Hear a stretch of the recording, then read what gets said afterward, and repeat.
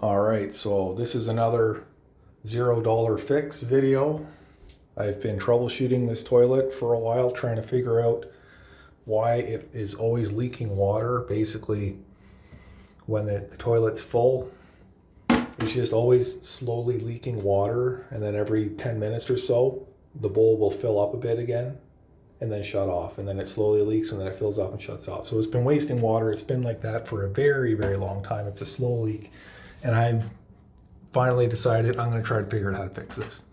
So this is one of those top button flush ones, which is really annoying because these are a lot more complicated than the old style. But I figured out how to take this part off. This part inside doesn't come off. That's a solid piece in there. You can replace that, but then you got like this rubber ring. I don't want to take that part off. I don't want to get into that. So this stupid thing here, what's the issue? It's this thing. It's supposed to go down and it's supposed to stop the water, and the water,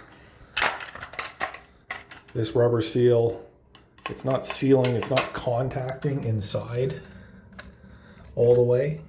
When you put this back in, right, you got the rubber seal, you're going to stick it in there, and the thing's just not coming down.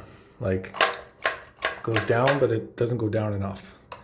And no matter how much I muck around with this thing, I could not figure out how to adjust it. Look how complicated it is inside. Like, why do you need that many parts? Anyway, it doesn't go farther down than that. There's no other way to do it. I figured it out. Because I was looking at buying another one of these. These are like $55. And I can't find the right size one anyway. Then I noticed that you can buy just the ring. They sell new ones of these. And I thought, well, maybe I'll buy a new ring. Then I realized, well, my ring's not in that bad a shape. Like, there's nothing wrong with this ring. And then I figured out this. What if you take the ring off? Notice how it's all like curved, right? Because it's been sitting one way for so long, it's all curved. What if you flip it upside down and put it back on? I gotta put my phone down for just a second.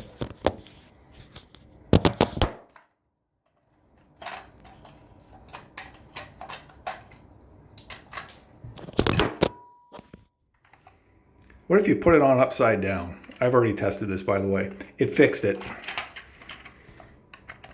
I put the ring back on upside down. And now, when it goes down, it actually shuts off all the way. So it's actually not that hard to do these. You just stick it back in like that. This thing spins around like that, doesn't affect anything. Goes like that. You got this guy, you gotta make sure that this goes inside here. I'll just turn the water on. All right. So then you got this guy here. It's supposed to go, it's got to go in here. So you stick that in there. Wait for it to fill up.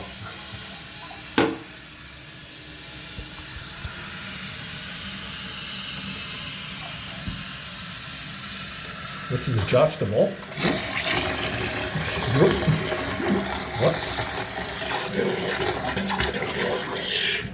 Slow that down. Okay. We'll have to, there we go. Yeah, it's adjustable. You can speed it up. All right. So now, let's give it a little test. All right. And now I don't hear any water leaking. I don't hear any water trickling.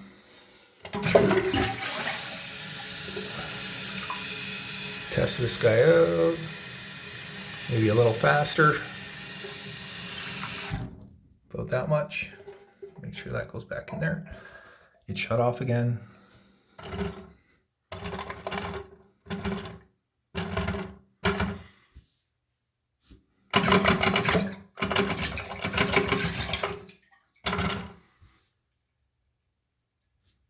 Is that leaking? Let's give it a second. It looks like it's leaking. No, wait. Wait. I can kind of see in the phone if it's leaking, it's stopped. I think it stopped.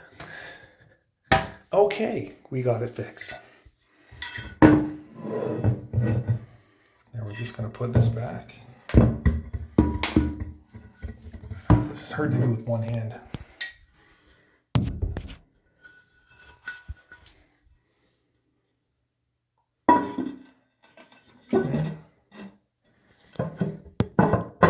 Put that thingamadoogie.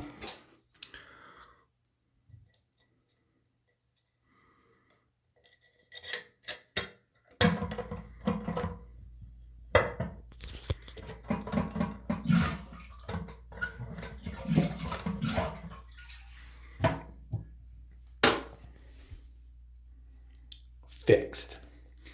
And you know how much that costs to fix? That's how much it costs to fix. A plumber would have charged you for parts for sure, because they always replace a part. They don't come and fix something and go, oh yeah, no, I fiddled with it and that's $250. They always replace a part. They mark up the part 100% and then they charge you $200 labor. This would have been $300 for the plumber.